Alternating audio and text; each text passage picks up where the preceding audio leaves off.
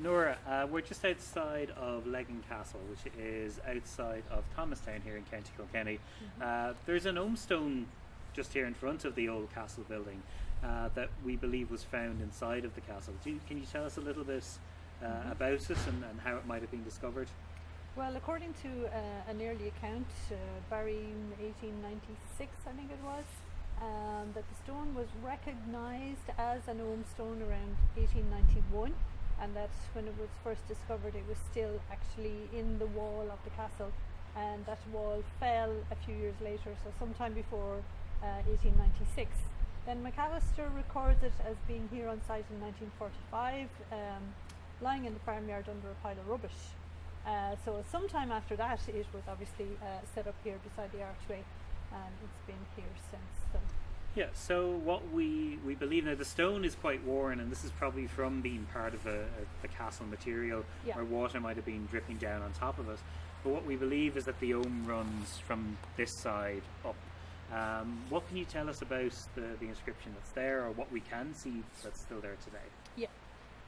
Well, McAllister read it starting from down here, and you can still see there's the remains of a possible L, probably one or two vowel notches, and then two scores for double B there. McAllister read that as lobby, and the element lob from probably related to the word lubber, meaning weak. It is attested in other names in Ogham, such as Lubachona is another one that's found. So that seems to be the first name. And then we have probably a Machwi, although you can maybe just make out scores there from a double Q there. So Machwi, son of. And then after that, it's just impossible to read anything there, to be honest. Yeah. So this, the kind of the Machwi, this is what kind of breaks up the names, or it's an indicator that the names are being broken up across the stone.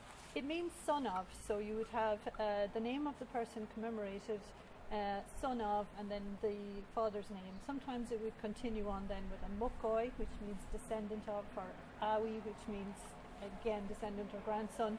And then you might have, you know, a kin group name or the name of the grandfather or whatever. So. And just in general in Ogham, do we find just the male line, or are there female names on some of the Ogham stones? There are, as far as I know, no female names found in Ireland. There's certainly one in Wales. It actually says daughter, Nigena, so we know it's a female name. There is one name at Rathcrohan which is Maeve, but Maeve could actually be a male or a female name. So, and it does say son. What's it again?